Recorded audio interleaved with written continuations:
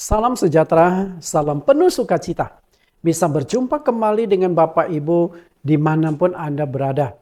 Hari ini kita akan belajar satu firman Tuhan berbicara tentang jati diri. Sebelum kita masuk ke dalam firman Tuhan, terlebih dulu kita akan berdoa. Mohon Tuhan Yesus pimpin kita, buka hati kita, pikiran kita. Sehingga apapun yang disampaikan pada saat itu bisa kita tangkap dengan baik. Mari kita berdoa. Di dalam nama Tuhan Yesus Kristus kami berdoa. Tuhan kami, Juru Selamat kami yang hidup, terima kasih. Engkau tetap menyertai, tetap memimpin dan memberkati kehidupan kami. Hari ini kami kembali beribadah secara live streaming. Kami rindu mendengarkan suara Tuhan. Rindu mendengarkan sabda Tuhan. Agar pikiran kami dicerahkan dan bagaimana kami mengetahui hubungan kami yang lebih baik, hubungan yang lebih intim lagi dengan Tuhan yang kami sembah. Sertai kami Tuhan, buka hati dan pikiran kami. Roh Kudus bekerja di dalam hati masing-masing, baik hamba-Mu sebagai pembicara maupun para pendengar, sehingga ada kesatuan roh yang menyatukan kami untuk memahami kebenaran saat ini. Kami siap mendengarkan firman-Mu di dalam nama Tuhan Yesus Kristus. Amin. Bapak Ibu, engkau ada dimanapun. Saya senang sekali bisa berjumpa dengan Anda semua untuk kembali membahas firman Tuhan. Dan hari ini firman Tuhan yang akan saya bahas juga cukup menarik, cukup menginspirasi dengan tema jati diri. Dalam ilmu berkhotbah atau homiletik, seringkali dibedakan antara tema dengan judul. Nah, jati diri adalah tema. Dari tema ini saya sudah siapkan 3 judul yang akan saya kupas dalam 3 sesi yang berbeda. Sesi yang pertama yang akan kita dengar berjudul Mencari Jati Diri. Penting sekali karena kalau engkau sudah temukan jati diri, maka hidupmu pasti berprestasi. Yang kedua, memulihkan jati diri.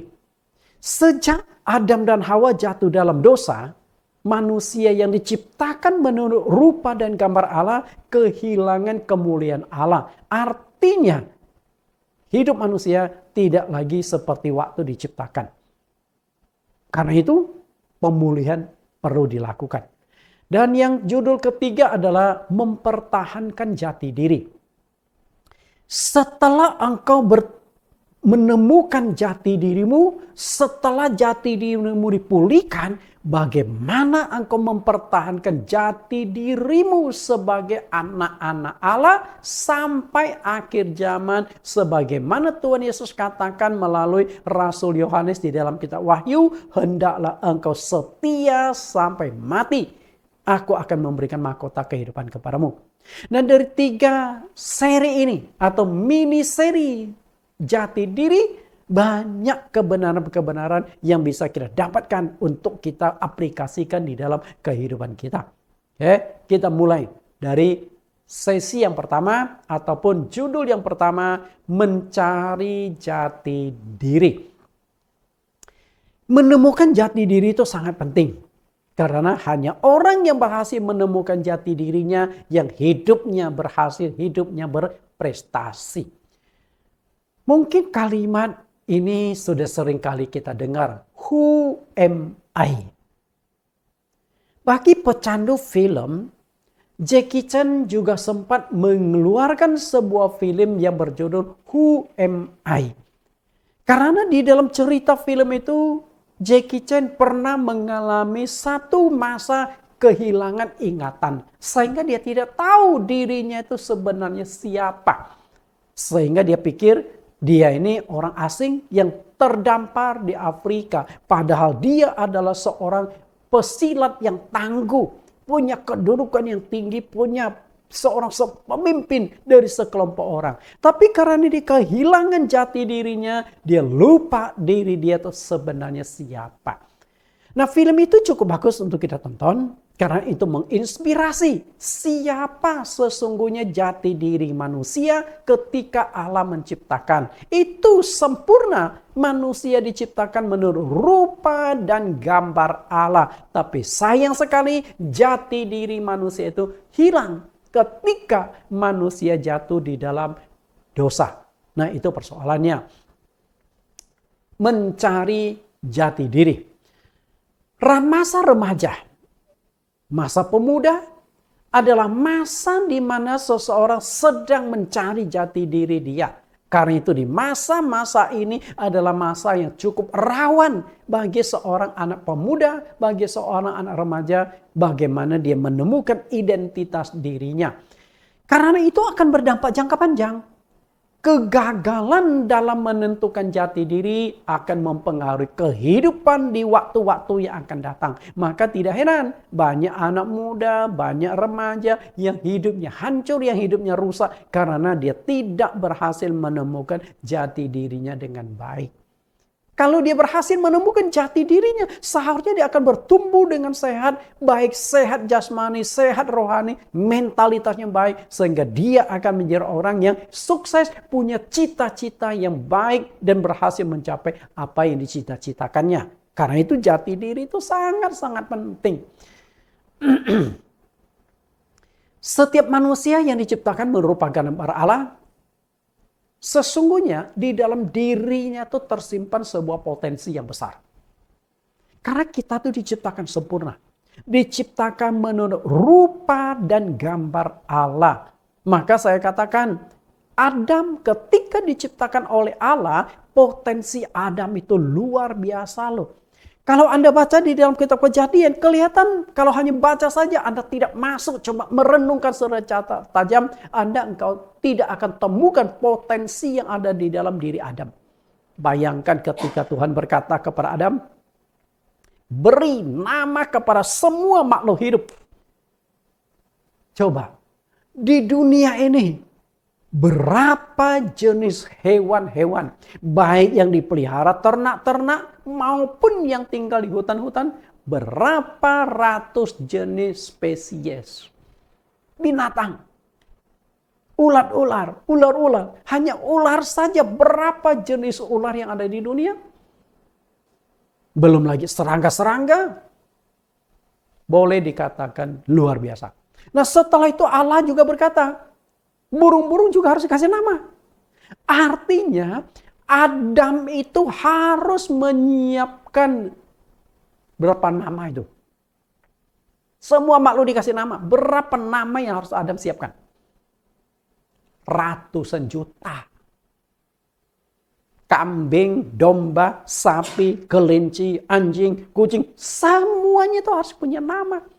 Dan tidak boleh double. Bayangkan. Ketika datang seekor kucing, Adam berkata, oh namamu kucing, silakan pergi. Lalu dia kasih nama-nama lain yang lain. Lalu datanglah yang mirip dengan kucing. Mungkin musang kali ya. Musang datang, oh namamu kucing. Si kucing yang sudah dapat nama akan komplain. Kucing kan nama gua. Lah musang, gimana tuh? Lalu kalau sudah kasih nama, artinya siapkan puluhan juta nama. Lalu harus ingat nama-nama yang sudah disiapkan. Komputer aja bisa meledak. Puluhan nama. Nggak boleh diulang. Hebat nggak otak Adam? Hebat. Artinya di dalam diri manusia awalnya diciptakan, potensinya itu besar, tersembunyi dalam diri orang itu. Hanya orang yang berhasil menemukan jati diri yang bisa mengembangkan potensi diri dan akhirnya menjadi orang yang sukses, menjadi orang yang berhasil, menjadi orang yang terkenal. Makanya orang-orang yang sukses, orang-orang yang terkenal itu adalah mereka yang telah menemukan jati diri dan berhasil mengembangkan potensi-potensi yang ada di dalam diri mereka. Kalau enggak mungkin mereka menjadi orang yang sukses. Musa adalah seorang pemuda yang awalnya dia itu gagal menemukan jati diri. Sehingga dia pernah melarikan diri di padang gurun. Kemudian hanya menjadi seorang gembala biasa. Mungkin hanya sedikit hewan yang digembalakan di padang gurun. Panas, terik, hanya gembala kecil. Padahal di dalam diri Musa itu tersimpan potensi yang sangat besar. Tuhan dengan cara yang ajaib membuat Musa tinggal di istana Firaun itu bukan tanpa rancangan. Tuhan sudah persiapkan Musa. Artinya potensi itu sudah disiapkan. Musa itu mendapat hikmat di Mesir, mendapatkan pendidikan yang baik di Mesir. Kalau Musa tidak mengenyam pendidikan, kita nggak akan mungkin mengenal kitab hukum Taurat. Dan kita tidak akan mengenal tentang sejarah penciptaan manusia. Siapa pertama manusia diciptakan, bagaimana cara Allah menciptakan, kemudian manusia jatuh dalam dosa. Yang semuanya ada di dalam kisah kitab Kejadian. Kitab Kejadian adalah awal mula manusia itu ada. Dari mana kita tahu? Musa. Pendidikan Musa. Artinya di dalam diri Musa itu potensi Allah sudah siapkan untuk jangka panjang. Tapi sayang Musa itu adalah pemuda yang gagal menemukan jati diri awalnya. Berkat tuntunan Tuhan, akhirnya Musa menemukan jati diri dia sesungguhnya, sehingga dia tampil menjadi seorang pemimpin besar, menjadi nabi besar sepanjang sejarah. Bayangkan kalau Tuhan tidak menjumpai Musa untuk membangkitkan, menarik keluar potensi yang ada di dalam dirinya, yang terbungkus di dalam jati diri dia sesungguhnya, Musa tetap menjadi gembala kecil di padang gurun yang panas gering, padang gurun yang begitu kejam dan mengerikan. Panas setengah mati, dingin setengah mati. Nah, berikut ini kita akan sedikit melihat cuplikan dialog antara Musa dengan Allah dalam pengenalan identitas diri. Pengenalan jati diri. Dalam dialog itu jelas sekali Musa itu awalnya belum menemukan identitas dirinya. Kita lihat Keluaran 3 ayat 10. Jadi sekarang, pergilah. Aku mengutus engkau kepada Firaun untuk membawa umatku orang Israel keluar dari Mesir. Bapak perhatikan sini. Musa ditugaskan oleh Tuhan untuk memimpin umat Israel, umat pilihan Allah keluar dari Mesir menuju ke tanah Kanaan. Lalu bagaimana reaksi Musa? Ayat 11. Tetapi Musa berkata kepada Allah, siapakah aku ini maka aku yang akan menghadap Firaun dan membawa orang Israel keluar dari Mesir. Jadi ketika Tuhan suruh, Musa, bawa tuh bangsa Israel keluar dari Mesir menuju ke tanah Kanaan. Artinya Tuhan itu sudah melihat potensi besar yang ada di dalam Musa. Tapi Musa kan belum temukan. Dia hanya sadar, dia hanya tahu dirinya seorang pelarian, seorang gembala kecil yang hidup terpencil di padang gurun, menggembalakan sedikit kambing domba milik mertuanya Yitro. Itu saja. Bapak Ibu yang saya kasih. Tapi Tuhan sudah lihat. Tuhan ingin tarik keluar jati diri di Musa yang sesungguhnya. Ketika Tuhan memberikan tugas ini, Anda kebayang nggak? Ada dua tugas besar yang diserahkan Allah kepada Musa, sehingga Musa berkata kepada Allah, "Who am I?" Siapakah aku ini? Tuhan, engkau salah memakai orang. Tuhan, engkau salah memilih orang. Siapa sih aku ini? Aku hanya seorang gembala kecil di padang gurun. Aku ini seorang pelarian karena aku sedang dikejar-kejar oleh Firaun yang ingin membunuh aku. Walaupun aku cucuk dia, tapi cucuk luar, cucuk angkat. Karena dulu aku pernah membela bangsa Israel. Bangsaku yang dianiaya, aku bunuh itu orang Mesir. Sehingga berita itu blow up. Muncul ke permukaan sehingga aku dikejar-kejar oleh tentara Firaun. Tentu atas perintah Firaun untuk membunuh aku. Karena telah membunuh bangsa Mesir. Karena saat itu bangsa Mesir itu menjajah bangsa Israel. Bayangkan seorang jajahan membunuh tuannya. Kasarnya begitu. Siapakah aku ini? Maka aku akan menghadap Firaun. Ini tugas pertama. Musa ditugaskan kembali ke Mesir dan menemui Firaun. Ini bekas kakek angkat dia. Karena sewaktu kecil, sewaktu Musa dihanyutkan di sungai Nil, putri Firaun akhirnya menemukan bayi kecil ini, lalu diadopsi menjadi anak angkatnya. tinggal di sana Mesir. Dan itu sebuah rancangan Tuhan.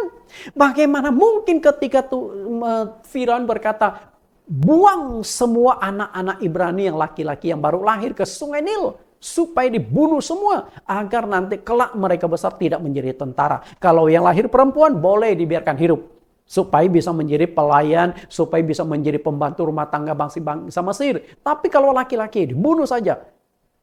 Jadi Firaun ingin memangkas satu generasi, supaya mereka tidak menjadi tentara. Nanti kalau Mesir berperang dengan bangsa lain, bangsa Israel yang jumlahnya cukup banyak, lalu menjadi musuh dalam selimut, membela musuhnya. Kan kacau. Jadi secara politik, apa yang dilakukan Firaun memang untuk kepentingan keamanan negara dia. Tapi dengan cara yang kejam, bunuh semua. Akhirnya Firaun itu ditemukan putri Firaun lalu diangkat menjadi anak angkatnya. Ini kan kontradiksi.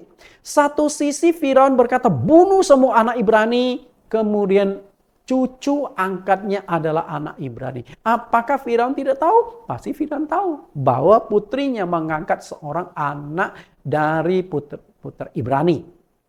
Masalah sekarang adalah setelah Musa berumur 40, dia melihat ada saudaranya dia aniaya, lalu dia bunuh orang Mesir itu. Apakah sengaja atau tidak sengaja? Setelah itu ketahuan, lalu dia pergi melarikan diri di padang gurun.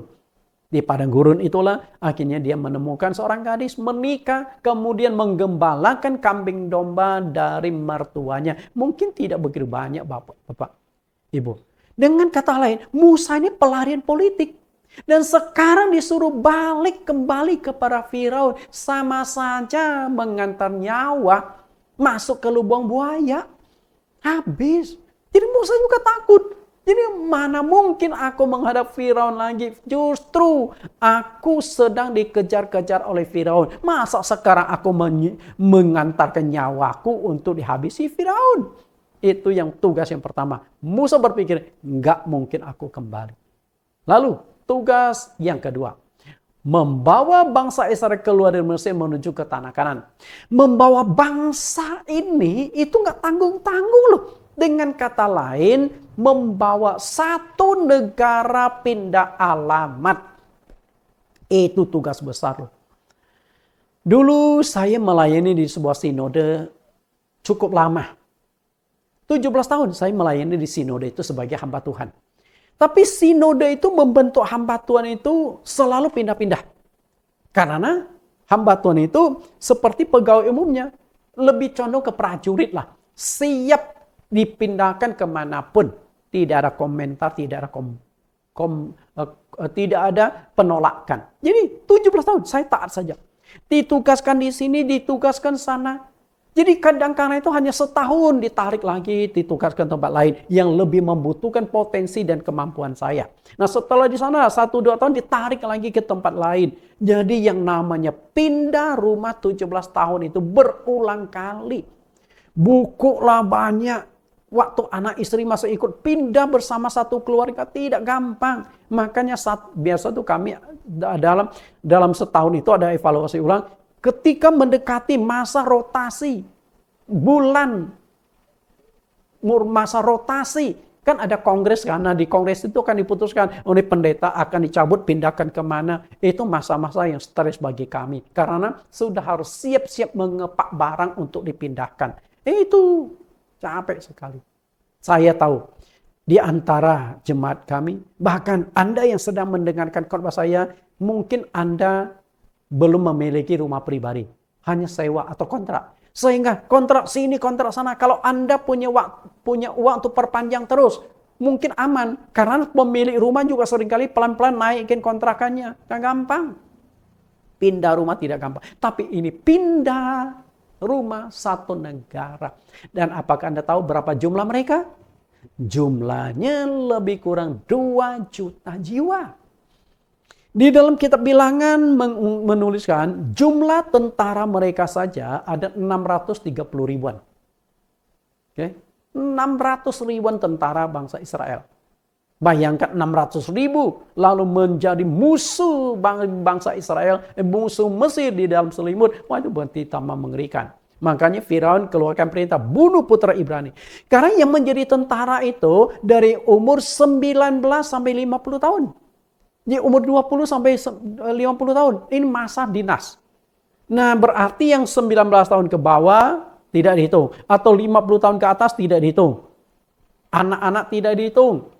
Wanita tidak dihitung. Jadi prediksi lebih kurang 2 juta jiwa. Kebayang nggak sih memimpin 2 juta jiwa untuk pindah rumah. Dalam sejarah itu baru ada bangsa Israel tuh. Satu negara pindah alamat. Kebayang nggak bagaimana sulitnya, bagaimana besar tugas ini. Maka tidak heran Musa berkata kepada Tuhan, "Who am I?" Siapakah aku ini Tuhan? Mana mungkin tugas yang begitu besar, tugas yang begitu berat bisa aku lakukan? Tuhan, sorry aku tidak sanggup. Ucapan Musa, karena saat itu dia belum berhasil menemukan jati dirinya. Dia hanya tahu, enggak mungkin tugas besar ini bisa aku lakukan. Dan akhirnya Tuhan kemudian memberikan garansi kepada Musa. Dan Tuhan berkata kepada dia. Kita baca di ayat yang ke-12. Oke, Keluaran pasal 3:12. Bagaimana garansi yang dari Tuhan. Lalu firman Tuhan, bukankah aku akan menyertai engkau? Aku nih Tuhan akan menyertai engkau. Inilah tandanya bagimu bahwa aku yang mengutus engkau. Apabila engkau telah membawa bangsa itu keluar dari Mesir, maka kamu akan beribadah kepada Allah di gunung ini. Jadi, mungkin Musa ketika melihat semak belukar itu di sebuah lereng gunung, okay? Di bawah gunung. Semak belukar yang tidak terbakar, di sanalah penjumpaan dia dengan Allah pertama kali. Kemungkinan itu gunung Sinai. Sehingga Tuhan berkata, kamu akan pimpin bangsa ini beribadah di gunung ini. Apakah setelah mendapatkan jaminan penyertaan Tuhan, lantas Musa muncul kekuatan dan siap mengemban tugas itu, memimpin bangsa Israel keluar dari Mesir? Tuhan kan berjanji, aku yang akan menyertai engkau. Kata Musa, oke, siap Tuhan, kalau engkau yang menyertai. Ternyata enggak.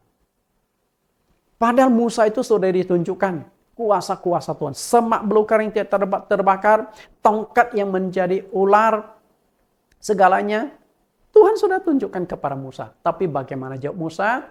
Lalu kata Musa kepada Tuhan, Tuhan, aku ini tidak pandai berbicara. Dahulu pun tidak, dan sejak engkau berfirman kepada hamba-Mu pun tidak. Sebab aku berat mulut dan berat lidah. Perhatikan yang dikatakan Musa. Aku ini nggak bisa bicara Tuhan. Aku berat mulut dan berat lidah. Berat mulut dan berat lidah. Apakah Musa ini orang yang gagap? Orang gagap kan susah bicara tuh. Ketika mau berkata aku gitu loh. Bagaimana dia harus berhadapan dengan bangsa Israel? Berhadapan dengan tua-tua Israel, bicara, nggak bisa. Sehingga dia tahu kelemahan dia. Karena itu, kelemahan dia itu membuat dia tidak percaya diri. Kemungkinan apalagi ditambah. Setelah itu dia hidup di padang gurun 40 tahun kan. 40 tahun hidup di padang gurun. Mau bicara sama siapa? Mau bicara sama hewan. Sehingga mulutnya itu terkunci. Jarang sekali menjadi orang yang berbicara. Jarang bicara. Boleh dikatakan kayak batu kali ketemu itu. Karena di padang gurun. Nggak mungkin bicara sendiri kan. Bapak Ibu yang saya kasih. Lalu ayat 11.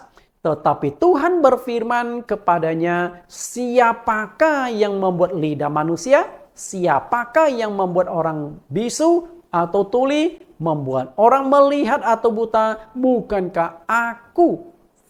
Ya ini Tuhan. Akhirnya Tuhan menyatakan, Musa, kamu tahu nggak sih?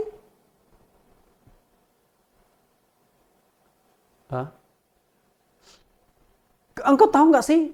Aku yang menciptakan. Lidahmu nggak bisa bicara. Aku yang ciptakan. Aku tahu. Ayat 12. Oleh sebab itu, pergilah, aku akan menyertai lidahmu dan mengajar engkau apa yang harus kau katakan. Jadi Tuhan memberikan garansi loh. Setiap kekurangan Musa, aku kekurangan ini. Oke, Tuhan berkata, aku akan lengkapi. Musa berkata, aku tidak bisa nih. Tuhan berkata, oke, aku yang akan menyertai engkau. Aku yang akan menolong engkau. Perhatikan kata-kata, perkataan yang dikatakan Tuhan. Apakah Anda tahu kenapa Tuhan itu menyebut beberapa anggota tubuh? Ada lidah, ada telinga, ada mata untuk membuka pikiran Musa.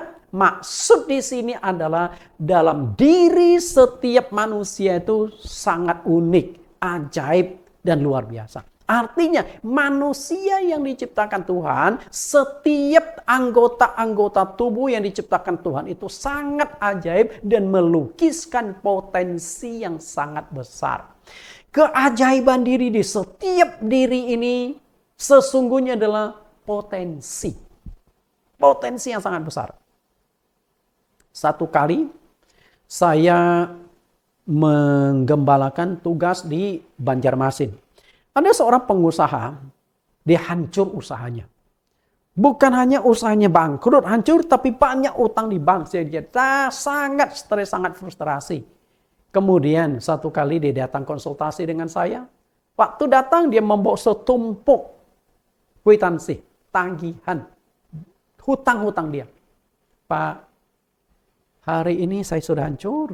Saya hampir bunuh diri, Pak. Saya sudah nggak ada apa-apa lagi. Kalau saya bangkrut, mungkin saya bisa coba melangkah dari bawah lagi. Tapi Pak Nathan, coba lihat nih. Hutang-hutang saya. Saya sudah nggak ada harapan, Pak.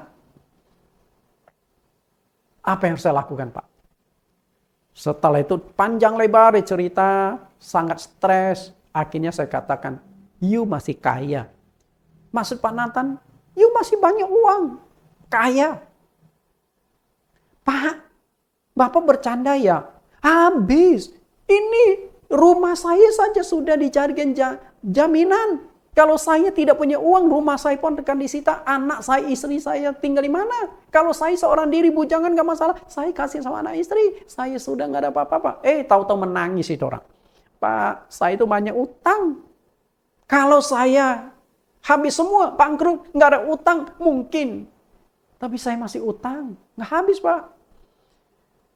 Akhirnya saya pegang tangan dia, saya katakan, you masih kaya. Kemudian tangannya ditarik, karena dia tidak setuju dengan perkataan saya. Akhirnya saya katakan, oke, saya kenal ada seorang pengusaha yang kaya, siap menolong orang. Siap membantu engkau. Tapi ada harga yang cukup mahal yang mau engkau bayar. Mau nggak? Lalu dia kata, masa sih Pak? Siapa? Tapi Anda siap bayar harga enggak? Lalu dia berkata, Pak, apapun saya berikan. Oke. Kemudian saya berkata, pengusaha itu sudah berkata kepada saya, dia akan menolong Anda. Tapi Anda siap berkorban enggak? Siap, Pak. Oke. Kemudian saya pegang tangan dia dengan kuat.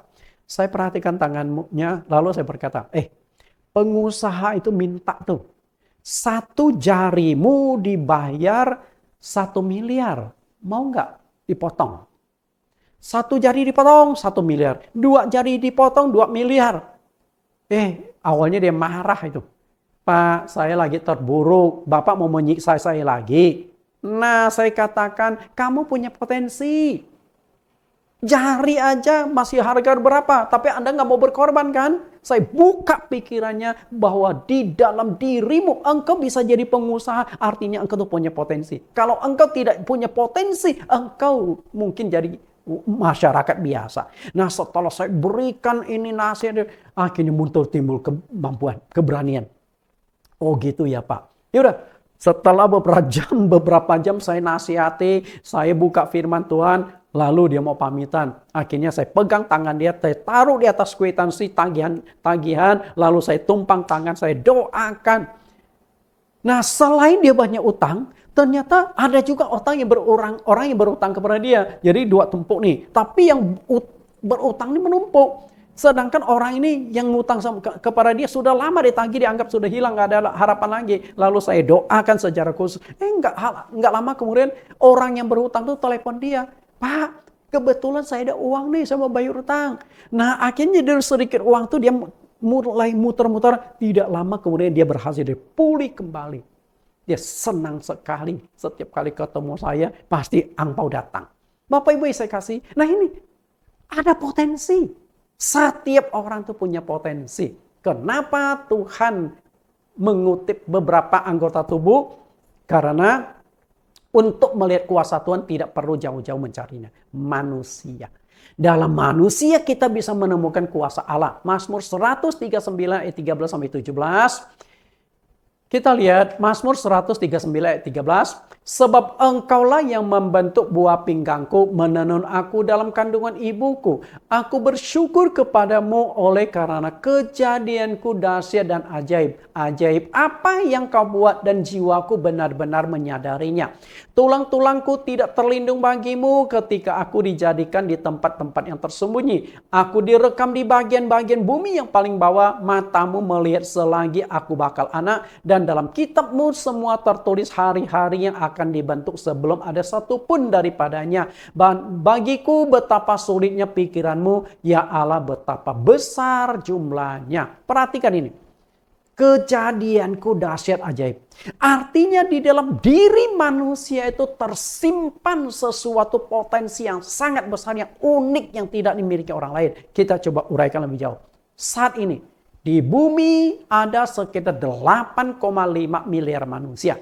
Nah, dari 8,5 miliar manusia tidak ada satu pun manusia yang punya sidik jari yang sama. Coba buka telapak tangan Anda, Bapak Ibu yang sedang dengarkan khotbah saya. Coba bandingkan telapak tangan Anda dengan pasangan hidupmu, dengan anakmu. Kalau kita lihat sekilas, sama saja. Betul nggak? Sama saja. Tapi ternyata tidak ada satupun dari 8,5 miliar telapak tangan yang sidik jarinya sama. Nggak ada. Makanya itu menjadi alat identifikasi dari polisi. Ketika ada kasus kejahatan, misalnya pembunuhan, yang pertama dicari diantaranya oleh polisi adalah sidik jari. Maka ketika ada sidik jari ditemukan selain korban, nah masalah sudah. Sidik jari akan dilacak. Karena data semua sidik jari itu ada di setiap negara, setiap pemerintahan, rakyatnya ada sidik jari. Maka ketika engkau urus KTP, engkau urus paspor apa, atau dokumen-dokumen identitas diri, pertama yang diambil itu sidik jari. Berapa kemungkinan punya sidik jari yang sama? Berdasarkan penelitian para ahli, kemungkinan 2 orang mempunyai sidik jari yang sama adalah 64 triliun. Artinya dari 64 triliun, kemungkinan hanya ada 1 orang yang punya sidik jari yang sama di dunia. Apakah penduduk bumi bisa mencapai 64 triliun? Nggak mungkin. 100 miliar aja enggak ada. Oke. 10 miliar aja belum sampai. Padahal sudah 6 ribuan tahun penduduk bumi. Artinya tidak ada kemungkinan manusia punya sidik jari yang sama. Sekalipun dia adalah kembar identik. Yang namanya kembar identik kan mirip tuh. Wajahnya, suaranya. Tapi sidik jari tetap beda. Ini kan keajaiban Tuhan. Oke, maka nggak heran Tuhan menyebut beberapa anggota tubuh. Lalu yang kedua, dari miliaran manusia itu tidak ada satupun yang punya DNA yang sama. DNA juga menjadi alat identifikasi. Dari miliaran manusia jarang ada yang wajahnya 100% sama, sekalipun kembar siam. Pasti ada perbedaan. Kalau gimana kita bedakannya? Warna kulit berbeda, tapi ada 4 golongan darah. Kulit hitam, kulit putih, sawo matang, kulit hitam, tapi golongan darah 4 macam. Kemudian, aktivitas manusia dalam satu hari. Nah ini kita belajar coba melihat bagaimana kuasa Tuhan ya. Dalam satu hari 24 jam, jantung kita itu bergerak atau berdetak kira-kira 103.689 kali. Ini kan para ahli itu menghitung loh, nggak main-main. Kan detak denyut nadi yang normal dalam 1 menit berapa kali detikkan, berapa kali denyut, ini normal rata-rata. Lalu dihitung Oke, makanya muncul kira-kira. Ada yang mungkin cepat, ada yang lambat. Tapi rata-rata 103.689 kali. Kemudian darah beredar dalam tubuh kita, beredar darah cepat sekali. Kira-kira dalam 1 hari 24, 168 juta mil atau setara dengan 270.369.120 kilometer. Darah itu mengalir dalam 24 jam itu. Kebayang nggak? Gua baca saja bingung. Gimana ya itu? Ini hasil penelitian para ahli. Jika disusun, ukuran panjang pembuluh darah orang dewasa adalah 161 km. Pembuluh darah, kalau ditarik semua keluar, disambung-sambung, 161 km. Pembuluh darah. Maka nggak heran jantung tuh jantung yang memompa darah itu beredar begitu cepat. Lalu dalam 1 hari kita bernapas kira-kira 23.040 kali. Dengan catatan Anda tidak penyakit bengek atau asma ya. Kemudian menghirup udara atau oksigen dengan volume kira-kira 438 meter kubik. Kalau itu dimasukkan ke dalam balon, kira-kira berapa banyak balon untuk menampung udara yang kita hirup dan kita keluarkan di dalam balon tersebut? Wah, hitung sendiri sudah. Menggerakkan seluruh otot kira-kira 750 otot. Saya hanya khotbah saja berapa banyak gerakan yang saya sudah lakukan.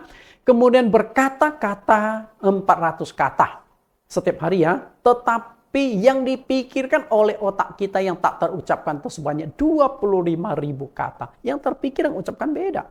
Kecuali yang cerewet lah banyak ya. Kuku bertumbuh 0,0012 cm. Rambut memanjang dalam 1 hari 0,943 cm. Semua itu dihitung loh oleh para ahli. Kemudian sel otak terus bekerja tanpa henti 7 juta sel. 7 juta sel bekerja. Itu menjadi semacam sinyal, itu ada semacam listrik. Hidung Anda bisa mengingat dan membedakan 50.000 aroma yang berbeda dalam sehari. Anda bisa bedakan, kalau hidungnya masih bagus ya, hidung bisa bedakan mana nangka, mana durian, mana cempedak, mana bau ini, bau itu. Wah, luar biasa. Hidung. Padahal kita hanya hirup udara, tapi kita bisa membedakan, oh ini bau cempedak. Saya suka makan cempedak Bapak Ibu. Saya suka makan durian. Kan kalau ditutup lah dibungkus, ketika dicium, ini apa? Ketika saya katakan durian, lalu orang lain disuruh cium, ini apa? Durian. Sama kan? Luar biasa ya. Kemudian manusia akan membuang 600.000 partikel kulit setiap jam atau 14.400.000 partikel. Habis dong. Ini partikel kecil. Tubuh orang dewasa terbentuk dari sekitar 6 atom. Anda hitung dah. Berapa kuadriliun. Angkanya itu berapa? Nyebut aja sudah susah. Otak manusia terdiri dari otak kanan dan otak kiri. Otak kanan untuk hal-hal yang bersifat imajinasi, gambar, seni musik. Sedangkan otak kiri untuk hal-hal yang bersifat logika, berhitung, matematika, fisika, dan lain sebagainya. Kemudian hanya mata. Mata saja organ ini membuat kita takjub dan terpesona. Mata manusia bisa membedakan sekitar 10 juta warna yang berbeda. 10 juta. Warna ini, warna itu kita bisa bedakan. Terdapat 125 juta sel batang pada mata manusia. 125 juta. Bagaimana ajaibnya mata diciptakan oleh Tuhan. Kemampuan mata untuk berkedip mencapai 15.000 kali dalam 1 hari. Kita berkedip nih. Dengan catatan matamu tidak memasukkan sampah ya. Kita berkelip normal lah berkedip. Kedip seperti kamera. Kita kedap-kedip merekam. Setelah kita lihat lalu terekam di otak kita. Mata itu luar biasa. Air mata adalah zat pelindung dan seterusnya. Bapak Ibu, gambaran tentang mata. Nah, Kenapa Tuhan memunculkan beberapa organ tubuh? Ada lidah, ada kemudian telinga, ada mata. Dengan satu tujuan, Tuhan ingin mengajar kepada Musa. Dengan menyebut beberapa anggota tubuh, Tuhan ingin Musa melihat keajaiban tubuh manusia. Bahwa dalam diri setiap manusia tersimpan potensi yang sangat besar yang bisa dikembangkan. Potensi. Dengan kata lain, the power of identity. Kekuatan dari sebuah identitas. Jadi dalam diri setiap manusia, perbedaan itu identitas. Sidik jari itu identitas. Dan ada kekuatan di dalam diri kita ketika kita berhasil menemukan identitas atau jati diri kita. Nah, setelah jati diri Musa berhasil ditemukan, kan tema judul kita mencari jati diri, Tuhan itu mengajar Musa menemukan jati dirimu. Dan akhirnya dia muncul menjadi seorang pemimpin besar sepanjang sejarah, sepanjang zaman. Ulangan 34 ayat 5. Lalu matilah Musa hamba Tuhan itu di tanah Moab sesuai dengan firman Tuhan. Dan dikuburkannyalah dia di suatu lembah di tanah Moab di tentengan Bet Peor, dan tidak ada seorang pun yang tahu kuburannya sampai hari ini. Bayangkan, dari semua manusia di muka bumi, dari banyak tokoh-tokoh penting di Alkitab, banyak nabi-nabi yang hebat, nabi yang hidupnya berkenan kepada Tuhan, tidak ada satu pun nabi yang mayatnya dikuburkan oleh Tuhan selain mayat Musa. Kenapa Tuhan sampai menguburkan mayat Musa? Karena setelah Musa mati di gunung itu, lalu mayatnya itu diperebutkan antara malaikat dengan iblis. Untuk apa? Malaikat merebut mayat Musa, mungkin malaikat akan kubur dan ditutupi, tidak ada yang tahu. Sedangkan iblis merebut mayat Musa supaya ditunjukkan kepada bangsa Israel. Di sini loh Musa dikuburkan dan akhirnya menjadi kuburan keramat. Saya yakin jika kuburan Musa tahu tempatnya akan menjadi objek wisata hari ini. Mungkin akan banyak orang berdoa di depan kuburan Musa. Ini kan nggak bagus. Ya, makanya Tuhan ambil alih, Tuhan tutup. Enggak ada satupun manusia yang mayatnya dikuburkan oleh Tuhan selain Musa. Nah, kemudian Musa setelah meninggal, bagaimana Tuhan melukiskan kehebatan hidup dia? Ulangan 34 ayat 10. Seperti Musa yang dikenal Tuhan dengan berhadapan muka. Tidak ada lagi nabi yang bangkit di antara orang Israel. Artinya, bukan berarti setelah Musa meninggal tidak ada nabi lain lagi. Enggak, banyak nabi-nabi lain lagi. Maksudnya adalah yang setara dengan Musa. Okay, setara dalam hal apa? Dalam hal segala tanda dan mujizat yang dilakukannya atas perintah Tuhan di tanah Mesir terhadap Firaun dan terhadap semua pegawainya dan seluruh negerinya. Dan dalam hal segala perbuatan kekuasaan dan segala kedahsyatan yang besar yang dilakukan Musa di depan seluruh orang Israel. Artinya, seorang gembala kecil yang hidup di padang gurun menjadi seorang nabi besar yang disertai Allah melakukan tanda heran dan mujizat. Bayangkan, laut aja dibelah sama dia. Okay. Kemudian Musa memimpin bangsa Israel di padang gurun. Berapa banyak tanda heran mujizat yang dia lakukan? Batu saja bisa dibuat keluar air. Kenapa? Tuhan menyertai dia. Luar biasa. Dengan kata lain, Musa berhasil menemukan potensi diri sehingga Musa tampil menjadi seorang pemimpin besar, menjadi seorang yang hebat luar biasa. Tidak ada orang kedua lagi, nabi kedua yang sehebat Nabi Musa. Nah, sekarang kita lihat pekerjaan Musa setelah selesai, lalu kita sekarang sebagai orang Kristen, apakah Anda sudah temukan siapakah jati dirimu? Anda tahu nggak jati dirimu itu sebenarnya siapa? Anda tahu? Saya mah orang biasa Pak Nathan. Saya seringkali mendengarkan orang nggak tahu memang rendah hati atau tidak percaya diri. Kadang-kadang saya tugaskan, kamu kerjakan pelayanan ini. Siapa sih saya Pak Nathan? Saya orang biasa Pak Nathan. Saya nggak bisa ini, nggak bisa itu. Pokoknya menunjukkan dia nggak punya kemampuan. Padahal Anda itu bukan orang biasa. Anda itu luar biasa. Karena jati dirimu bukan orang biasa. Engkau adalah anak Allah. Tahu nggak jati diri kita? Anak Allah. Oke. Nah, kita lihat bagaimana kita itu menjadi anak Allah. Ini adalah sebuah status yang sangat mulia, sangat istimewa, tidak bisa dibeli dengan uang dan hanya khusus dimiliki oleh umat Kristen atau pengikut Yesus. Anak Allah. Apalagi yang kurang? Roma 8 ayat 14. Semua orang yang dipimpin Roh Allah adalah anak Allah.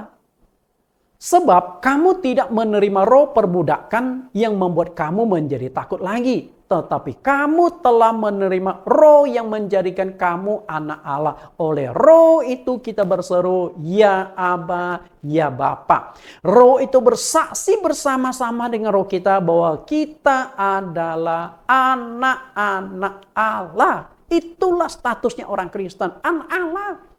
Apalagi yang kurang Bapak Ibu. Karena itulah kita anak Allah, maka kita menyebut Allah itu sebagai Bapa kita. Ya Aba, ya Bapa. Sehingga muncullah sebuah lagu yang sangat inspirasi yang mengungkapkan bahwa kita adalah anak Allah.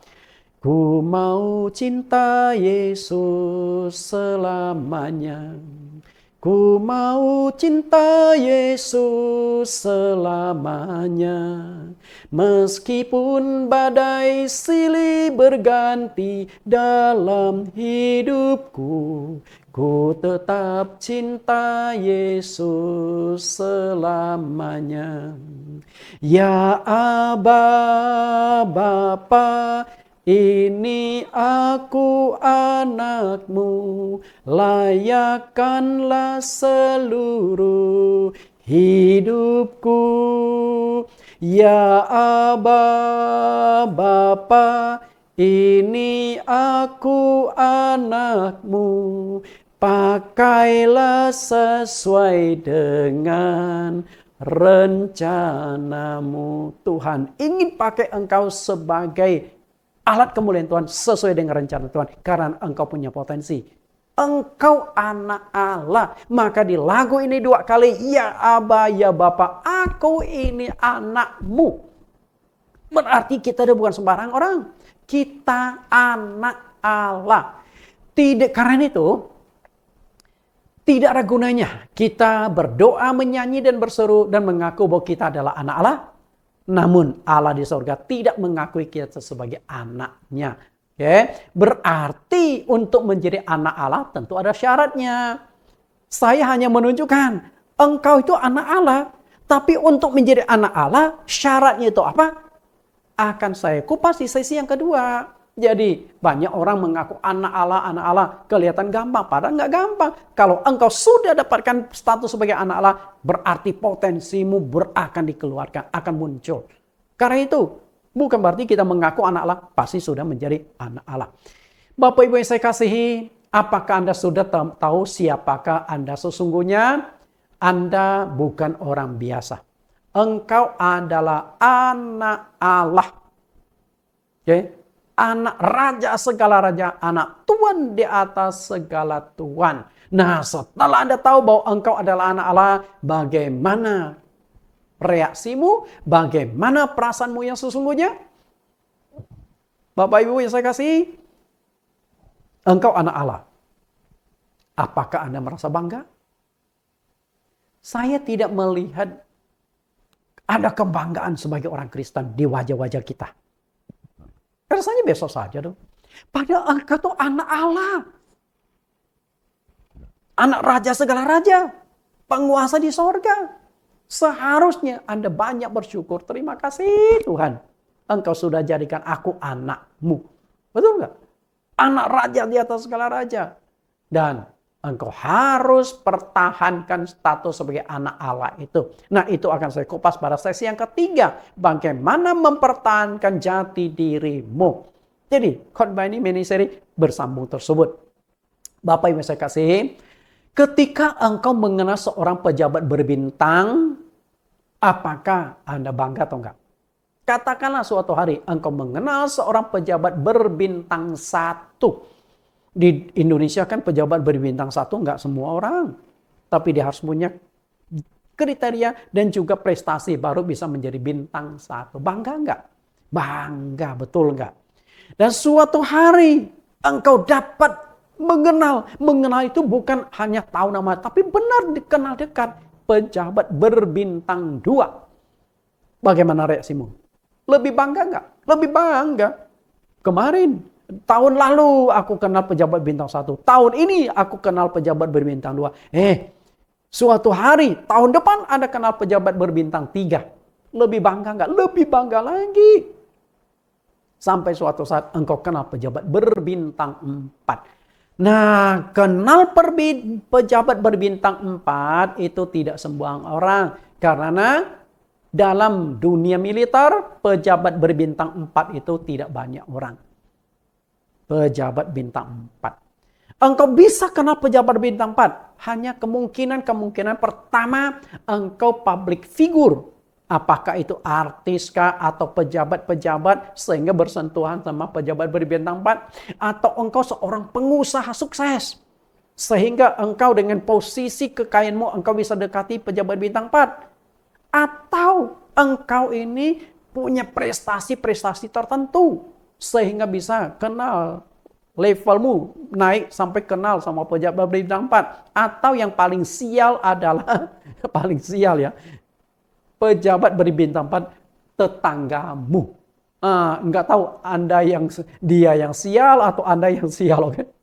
Kenal pejabat berbintang 4 karena rumahmu berseberangan dengan rumah pejabat berbintang 4 itu. Sehingga karena sering kali ketemu kan kenalan dong, baru Anda tahu bintang 4. Nah, dia juga kenal Anda. Oke, bintang 4. Seberapa banyak sih pejabat bintang itu sampai tinggi berapa level ya? Nah, di dunia ini bintang untuk para pejabat itu hanya sampai 5. Jadi nggak ada bintang 6 ya. Apalagi bintang 7. Kalau bintang 7 tuh sudah goyang-goyang kepala, sudah kelengar. Obat bintang 7. Bintang 7. Nah, pejabat tertinggi levelnya itu bintang 5. Dan di dunia ini hanya ada 8 orang yang punya 5 bintang. Jabatan 5 bintang.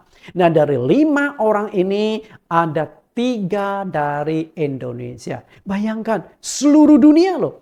200 negara, hanya ada 8 orang, 3 Indonesia. Pertama Insinyur Soekarno, yang kedua Aha Nasution, dan yang ketiga Presiden Soeharto.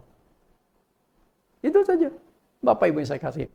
Bangga nggak kalau engkau kenal pejabat berbintang 4 atau berbintang 5? Pasti bangga. Kita langsung foto. Kita abadikan fotonya. Kita tempelkan di dinding supaya setiap orang bisa kenal. Betul? Tapi kenapa Anda tidak bangga, tidak percaya diri? Kenal pejabat kenal pemilik bintang triliunan di langit? Bukan bintang 1 sampai bintang 5, triliunan bintangnya. Dan dia disebut Aba Bapa. Yang punya bintang triliunan di langit itu adalah Bapakmu, Allahmu, Tuhanmu. Bangga enggak? Seharusnya bangga. Artinya engkau tuh bukan orang biasa loh. Engkau tuh anak yang punya seorang yang punya bintang triliunan di langit. Itu identitas diri kita. Bapak Ibu yang saya kasih, betapa bangganya Abraham ketika diajak oleh Allah melihat bintang-bintang di langit. Dan Allah berkata kepada Abraham di Kejadian pasal 15 ayat 5. Lalu Tuhan membawa Abraham keluar serta berfirman, coba lihat ke langit, hitunglah bintang-bintang. Jika engkau dapat menghitungnya, maka firman-Nya kepadanya, demikianlah banyaknya nanti keturunanmu. Lalu percayalah Abraham kepada Tuhan, maka Tuhan memperhitungkan hal itu kepadanya sebagai kebenaran. Kita lihat ayat yang ke-45. Awalnya tuh Abraham tuh tidak percaya diri dalam hal keturunan. Dia merasa tidak mampu menjadi seorang laki-laki karena tidak bisa mendapatkan keturunan. Dia anggap tidak perkasa lah, istilahnya zaman sekarang. Loyo lu sampai nggak punya anak. Jadi nggak percaya diri. Tapi Tuhan berkata, Abraham, hitung bintang di langit. Nanti keturunanmu seperti itu. Nah, setelah mendengar dan melihat bicara dengan Tuhan, timbul jati diri Abraham. Wah, ternyata aku akan punya anak, berarti aku akan jadi orang yang hebat. Dan hasilnya apa? Bintang di langit bangsa Israel. Sebenarnya ada dua istilah, bintang di langit, pasir di laut. Bintang di langit menunjukkan pasir di tepi laut menunjukkan bangsa Yahudi, sedangkan bintang di langit itu menunjukkan anak-anak rohani. Hari ini semua orang Kristen yang percaya Yesus adalah anak-anak atau keturunan Abraham. Jadi hari ini saya keturunan Abraham, Anda juga keturunan Abraham. Itu dicatat yang di Galatia pasal 3 ayat 26 sampai 29. Kita adalah anak-anak Abraham. Ini bintang-bintang di langit. Berapa banyak? Jumlahnya banyak. Dari sinilah awal mula munculnya bangsa Israel. Nah, kemudian dari bangsa Israel lalu muncullah bangsa Israel secara rohani. Jadi bangsa Israel jasmani menunjukkan pasir di tepi laut, yaitu bangsa Israel yang tinggal di Timur Tengah. Bangsa Israel secara rohani, bintang-bintang di langit. Semua orang Kristen melalui Yesus Kristus, kita adalah keturunan Abraham. Bapak Ibu yang saya kasih, di dalam dunia berbicara tentang sejarah. Bangsa Israel tercatat dalam sejarah ada 3 tipe manusia. Pertama adalah hidup mengikuti perputaran sejarah. Artinya sejarah berjalan, dia hidup dan ikuti sejarah saja. Setelah meninggal, ya sudah, nggak meninggalkan apapun. Tidak ada jejak sejarah yang ditinggalkan. Lalu tipe yang kedua adalah korban sejarah. Sejarah berjalan, dia menjadi korban. Nah, misalnya kerusuhan bulan Mei beberapa tahun yang lalu. Puluhan tahun yang lalu. Kerusuhan bulan Mei di Indonesia, di mana banyak wanita yang diperkosa, rumahnya dibakar, mereka dibunuh. Nah, ini korban-korban sejarah. Sepanjang sejarah dimanapun, banyak orang-orang jadi korban sejarah. Nah, korban sejarah ini kan akhirnya dibuatkan sebuah tugu peringatan. Di Bali, ketika bom itu meledak, mereka yang lagi santai, beristirahat sama keluarganya, liburan sama keluarganya. Banyak orang dari Australia yang mati karena ledakan bom di Bali. Nah, ini korban sejarah. Mereka nggak tahu apa-apa. Mereka hanya pergi ke Bali itu untuk jalan-jalan. Pulang-pulang sudah tinggal nama dengan mayat. Ini korban sejarah. Nah, kemudian tipe yang ketiga adalah yang membuat sejarah. Anda pilih mana? Ikut sejarah, korban sejarah, atau membuat sejarah? Nah, orang yang membuat sejarah akan dikenang sepanjang masa oleh keluarganya, oleh masyarakat di negara itu, bahkan oleh negara-negara lain. Di dunia ini banyak juga tokoh-tokoh yang berhasil mengukir sejarah. Sehingga dia dikenal karena prestasi-prestasinya. Bapak Ibu yang saya kasih, the power of identity, hanya orang yang berhasil menemukan jati dirinya yang bisa menjadi seorang pembuat sejarah. Saya sangat berharap Anda pembuat sejarah. Apapun sejarah yang Anda buat. Saya hidup ini, saya juga ingin buat sejarah. Saya mendirikan gereja, saya mendirikan yayasan, kemudian saya banyak memberikan khotbah-khotbah pengajaran di YouTube. Jadi selama saya punya link YouTube tidak di-ban atau tidak diblokir karena melanggar aturan-aturan dari YouTube. Dan sepanjang YouTube itu masih ada 10 tahun, 20 tahun, 50 tahun, 100 tahun yang akan datang. Selama YouTube ada, khotbah saya masih ada. Walaupun suatu hari saya sudah mati, Anda masih bisa menonton YouTube saya, betul? Generasi-generasi saya selanjutnya bisa menonton YouTube saya, betul? Saya kan tidak tahu.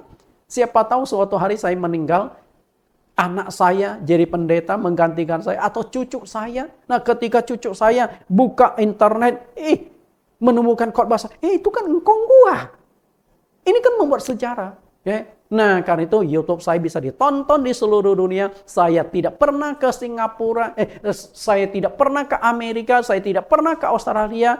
Tapi orang Australia, terutama orang Indonesia yang mengerti bahasa Indonesia, bisa mendengarkan YouTube saya.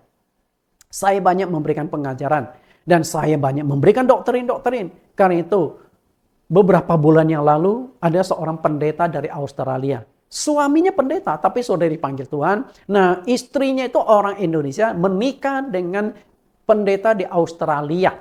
Nah, setelah dia temukan YouTube saya, dia pelajari dan dia tahu baptisan yang diterima itu salah. Akhirnya dia datang ke Indonesia beberapa bulan yang lalu, akhirnya dibaptis ulang oleh saya. Kan dari YouTube, namanya pendeta Astrid. Bapak Ibu Pendeta Astrid. Nah inilah pembuat sejarah. Dia tidak akan takut pada rintangan, tantangan, dan omongan orang lain. Karena dia berhasil menemukan identitas dirinya. Orang yang berhasil menemukan identitas diri, orang yang berhasil menemukan jati diri, dia akan tampil percaya diri. Dan orang ini berpotensi menjadi orang yang sukses dan orang yang berhasil. Bapak Ibu yang saya kasih di dalam Tuhan, di dunia ini ada seorang wanita yang terkenal sangat jelek. Oke, sangat jelek. Dan Anda tahu berapa jeleknya dia? Coba lihat wajahnya. Ini nih. Cakep atau jelek? Saya yakin bapak-bapak yang ada di sini nggak mungkin naksir sama perempuan yang satu ini. Jelek. Dan namanya siapa Bapak Ibu? Kita lihat. Wanita itu dijuluki sebagai wanita terjelek di dunia. Julukan. Wanita terjelek di dunia. Maka dia juga sempat dikucilkan, sempat dibully dan sebagainya. Nama wanita itu adalah Lizzie Velasquez. Lizzie Velasquez. Tapi apa yang terjadi? Satu masa dia memang sempat putus asa, kecewa, frustrasi. Kenapa aku harus lahir ke dunia, kenapa aku harus begini? Tapi sampai suatu titik dia menemukan jati dirinya, dan akhirnya jati dirinya itu memberikan inspirasi, memberikan kekuatan kepada dia, sehingga wanita ini tampil menjadi seorang wanita yang luar biasa, menjadi wanita yang banyak memberikan inspirasi kepada jutaan, bukan jutaan, puluhan juta wanita-wanita yang ada di dunia. Inilah wanita ini. Dia ini mengalami satu penyakit atau sindrom. Jadi dalam tubuh dia itu yang kurus kering itu nggak bisa simpan lemak. Jadi 1 jam dia harus makan, 1 jam dia harus makan. Kalau nggak kelaparan, karena hanya beta-beta jaring, daging.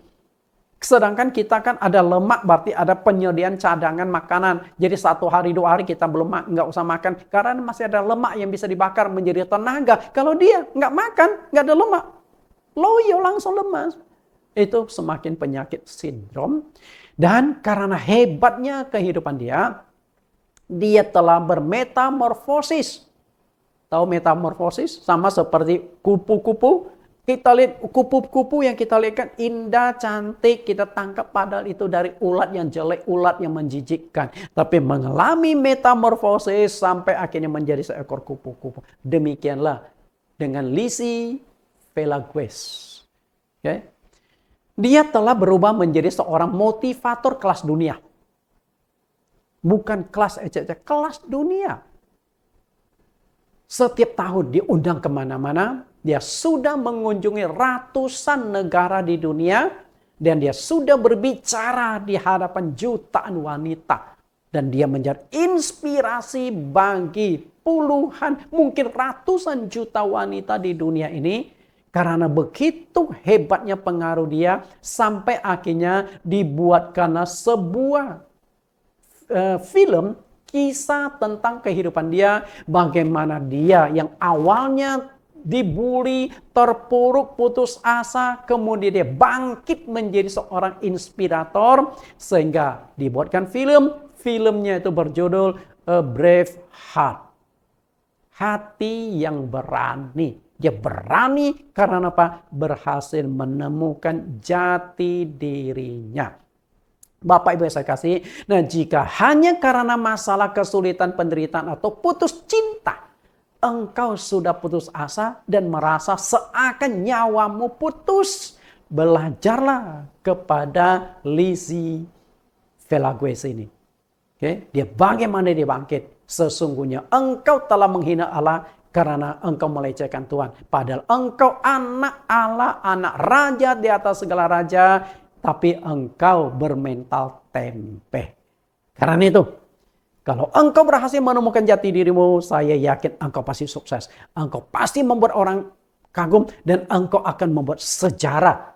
Nah, sebagai penutup dari khotbah ini, kita akan nonton cuplikan video Lizzie Velasquez yang berhasil menemukan jati diri dan menjadi seorang motivator wanita kelas dunia yang dikagumi banyak orang, menjadi inspirasi bagi mereka yang putus asa karena dibully, karena kondisi fisiknya dan lain sebagainya. Mari kita nonton video ini.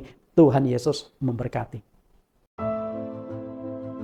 Perempuan ini pernah dijuluki sebagai wanita paling jelek di dunia. Tapi kini dirinya menjadi inspirasi jutaan orang. Lizzie Velasquez membuktikan satu hal penting, bahwa kitalah yang menentukan diri kita sendiri, bukan komentar orang atas diri kita. Sehingga dia tidak pernah tahu bahwa dirinya memiliki fisik yang berbeda, dan baru menyadarinya ketika masuk sekolah di taman kanak-kanak. Saat itu tidak ada murid yang mau duduk di sebelahnya, bahkan semua anak takut melihat wajahnya. Lizzie memang lahir dengan kondisi genetika langka yang membuat tubuhnya tidak bisa menyimpan lemak. Kondisi ini menyebabkan penampilan fisiknya berbeda dari anak-anak lainnya. Sekilas ia tampak bagaikan tengkorak berjalan. Akibatnya sejak kecil dia menjadi sasaran ejekan dari orang-orang yang menatapnya dengan pandangan aneh. Puncaknya pada usia 17 tahun dia menemukan sebuah video yang menyebutkan dirinya sebagai perempuan paling jelek di dunia. Video itu disertai ribuan komentar negatif yang nyaris menghancurkan hidupnya. Namun Lizzie memilih untuk tidak menjadi korban. Ia tahu nilai manusia bukan ditentukan oleh rupa, oleh fisik, tapi oleh keberanian dan keteguhan hati. Dengan dukungan keluarga dari hati yang luka, ia bangkit dan mengubahnya menjadi sebuah kekuatan. Kini, Lizzie berdiri di panggung dunia bukan untuk mencari simpati, tetapi untuk menyampaikan pesan bahwa kita tidak bisa memilih bagaimana dunia memperlakukan kita, tapi kita bisa memilih bagaimana kita meresponnya. Lizzie kemudian dikenal sebagai ikon global dalam kampanye anti-bullying. Dengan jutaan pendengar di TED Talk dan ratusan ribu pengikut di kanal YouTube-nya. Ia juga aktif menyuarakan pentingnya undang-undang anti perundungan dan telah merilis beberapa buku inspiratif. Kisah hidupnya juga diangkat dalam film dokumenter A Brave Heart, The Lizzie Velasquez Story. Kisah tentang Lizzie memperkuat keyakinan kita bahwa tidak ada seorang pun di dunia ini yang berhak menentukan siapa kita. Hinaan, penilaian, atau komentar negatif tidak menentukan siapa kita. Kita sendirilah yang punya kuasa untuk membentuk jati diri kita dan masa depan kita. Lizzie Velasquez tahu betul bagaimana rasanya dinilai hanya dari tampilan luar. Sejak kecil ia menjadi sasaran ejekan karena kondisi langka yang membuat tubuhnya berbeda dari kebanyakan orang. Tapi bukannya larut dalam luka, Lizzie memilih jalan lain yang tidak mudah, tapi penuh keberanian. Alih-alih membalas kebencian dengan kebencian, ia menjadikan rasa sakit sebagai bahan bakar untuk tumbuh dengan percaya diri. Lizzie tahu bahwa pengalaman pahit bisa menjadi titik balik. Ia memilih untuk fokus pada apa yang bisa ia lakukan, bukan pada apa yang tidak bisa ia lakukan. Lizzie tentu tidak bisa menghadapi perjuangan berat itu sendirian. Di balik semangat dan keberaniannya untuk keluar dari stigma negatif, ada dukungan tanpa syarat dari keluarga dan lingkungan yang mencintainya. Mereka merupakan orang-orang yang melihat potensinya, bukan penampilannya. Itulah bukti bahwa keluarga dan lingkungan yang penuh kasih dapat menjadi fondasi penting dalam membentuk pribadi tangguh seseorang. Perjalanan Lizzie juga mengajarkan satu hal penting, bahwa kita berhak menentukan siapa diri kita. Dunia boleh menilai kita sesuka hati, tapi hanya kita yang punya kuasa untuk memilih kemana kita melangkah.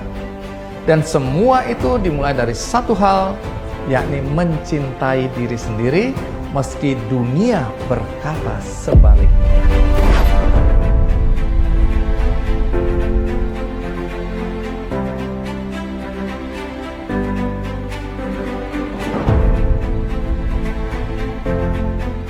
Bapak Ibu yang saya kasih, kita sudah menonton sebuah video yang menceritakan kehidupannya.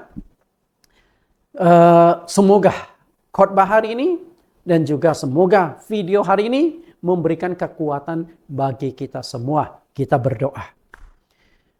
Di dalam nama Tuhan Yesus Kristus kami berdoa. Terima kasih Tuhan. Khotbah hari ini yang memberikan inspirasi bagi kami untuk bangkit dari keterpurukan, untuk bangkit dari kegagalan, untuk percaya diri karena kami bukan orang biasa. Kami adalah anak Allah, raja di atas segala raja. Kami anak dari penguasa langit dan bumi. Seharusnya kami bangkitkan menjadi seorang yang berhasil. Tidak ada sesuatu yang bisa membuat kami jatuh, hancur. Karena kami memiliki Allah yang luar biasa. Kami bukan orang biasa. Kami telah Engkau angkat sebagai anak-Mu. Karena itu Tuhan, jika hari ini kami belum menemukan jati diri kami belum percaya diri bahwa kami anak Allah. Buat kami percaya diri Tuhan, tanamkan dalam hati kami bahwa kami bukan orang biasa. Engkau akan menyertai kami. Dan apapun yang terjadi di dalam kehidupan kami tahu seizin Engkau. Sekalipun hidup kami kelihatannya rusak, hidup kami kelihatan hancur, tapi Engkau punya rancangan untuk menemukan identitas diri kami melalui masalah, kesulitan, kehancuran, problema yang kami alami Tuhan. Agar kami dibangkit, kami penuh percaya diri, kami anak-anak Allah yang memanggil Engkau, Ya Aba, Ya Bapa. Terima kasih Tuhan. Demikian doa permohonan kami di dalam nama Tuhan Yesus Kristus. Amin.